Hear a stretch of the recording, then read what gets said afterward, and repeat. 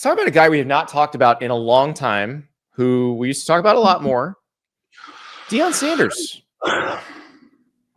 Yeah, interesting conversation. I think it's a delicate conversation. Because I don't think this is we'll start with Colorado got destroyed by Utah on Saturday. And Deion Sanders came out after the game and was completely upfront about it. Here's Deion after the game. I got a lot of respect for Coach Whittingham, and he kicked my butt today. It was one-on-one with me and him, and he won by a significant margin. Love him, appreciate him, love his endurance, his longevity. The attitude of his team resembles the attitude that he has for himself. This is bad. It's probably the worst beating I've ever had, except for when my mama whooped me as a kid. 422 yards rushing, you ain't winning. You're not winning. 300 yards, you're not winning. 250, you're not winning. It's not capable. Total offense, 140 yards, you're not winning. You're not winning. They had 587 yards of total offense. You're not winning. With that, special teams gave up a fake punt as well as a block punt. You're not winning. So all three phases, we got our butts kicked. Let's go. Not wrong. Now, Colorado's lost 3 of the last 4. They are 1-4 in Big 12 play. They did beat Iowa State, which that's a pretty good win. They have, I would say, winnable games against Arizona and West Virginia coming up. And if you could win both of those, then your last 2, you can win 1 and get bowl eligible. But the question is, their last 2 are Arizona State and Kansas State, by the way. So yes, those are going to be much harder. K-State, maybe not. We'll see. They're kind of up and down on the road, though. The question is, do we think Deion Sanders can build something at Colorado, or did it just kind of end when the Louis luggage left? So here's the thing that I thought was interesting, and you even said it yourself when you started the show, or the segment, I should say. And now next, we're going to talk about a coach that we haven't talked about in a while, but we used to talk about all the time. Yeah. There's nothing to talk about. And I don't know if that is when the sexiness starts wearing off. Like when he first started, it was new. It was exciting. You were on the edge of your seat. Now it's kind of just like, what is the plan for getting, systematically better year over year? I mean, that was always the criticism for Colorado, right? And he did much better. I mean, they didn't win a bunch of games, but they were better as a team, I think, in year 1. Year 2, and obviously, certainly got better year 1 to year 2. Year 2 was the build to the next thing. And then he got quarterbacks to come in to replace Shador. And it made you feel like, hey, things are going well. But like in the portal era, again, it comes back to the same criticism of if you're not signing classes and maintaining players to the level at which I know he's capable of, then are you just you're just a product every year of what you happen to get out of the portal and whether it hits. And then also, I know this is an incredibly difficult and delicate situation because Deion Sanders also just overcame something that no human being should have to overcome from a personal health standpoint. Well, and this is okay, but that piece of it. So he had bladder cancer. He had to have his bladder removed. He's also recently had an operation to treat some blood clots. I don't doubt Deion Sanders. Yeah, I don't doubt his desire to be a good coach at Colorado. Like, he's proven that. The fact that he's coaching at all now, he does not have to be doing this. The man's made his money. He doesn't need this. Like, he's clearly doing this because he wants to be a good coach at Colorado. So all of the idiots like me who wondered if this was daddy ball or any of that, it's not. He wants to do this. And he's doing more than most people ever would, because most people in his situation would be like, I'm shutting it down.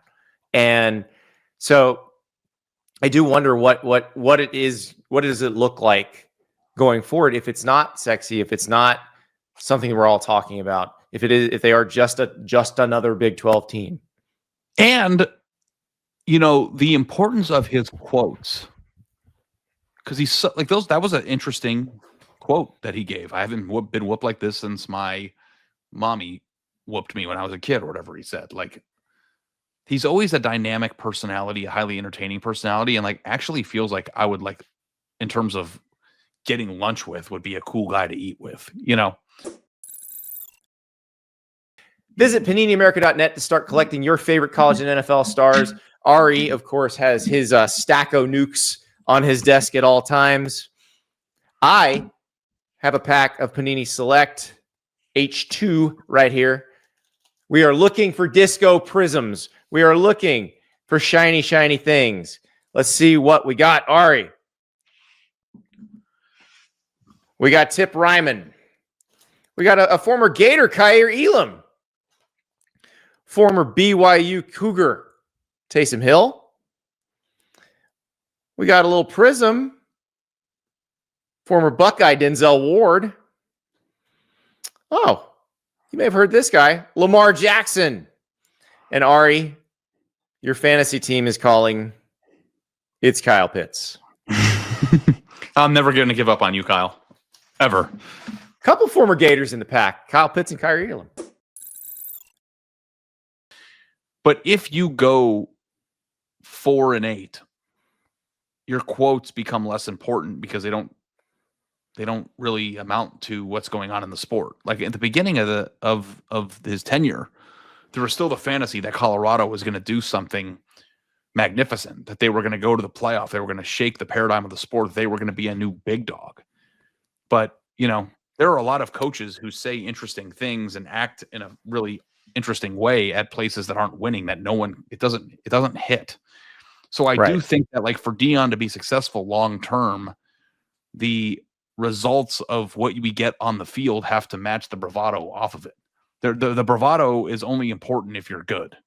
So I still think that he can get the attention of any high school player in the country. I still think that Deion Sanders is a famous, interesting person that can recruit his ass off if he, physically is able to do so. So, like, I'm not at the position where I feel like, oh, the program is cooked. Yeah, I don't think that either. And if I'm Colorado, like, I want Deion to stay as long as he wants to stay because they're still selling more tickets. Their crowds are better. But the question is, will they continue to sell more tickets? Will their crowds be better if they go 4-8 2 years in a row? Probably not. But that you give him the benefit of the doubt because he is selling you tickets and he is getting people in the door. And yeah, if the results aren't there for 2 years in a row, you may lose those people. And it's funny because not funny. It's just, it is what it is. It's the same discussion we had earlier in the show about Kentucky. It's a discussion we had about Virginia Tech earlier in the season, UCLA early in the season. The seats tell you everything. LSU, Saturday night. The seats tell you everything. And Colorado's still sold out. And let me take you through another thing to wrap it around to the beginning of the show. If this year's coaching carousel were happening at this time last year, would Deion Sanders' name be on every hot board that every single one? And how many times have you written Deion Sanders' name in a hot board that you've done it on 3 this year? 0. And the one at his alma mater is probably going to happen. There's probably going to be a published hot board for Florida State at some point. And his name probably goes on it just based on connection. But I don't even know if it does. But if it does, it's based on connection. Like, he doesn't have. Do we think that he has what it takes to lead a team that like going 7-5 or 8-4 isn't a success? Like, do we think he has what it takes to lead a team that wants to win a national title? And it's not even. I think it would be hard to hire him at this point. And that part of it too is out of his control because, like, I covered Thad Matta at Ohio State's basketball, and he's back in the game.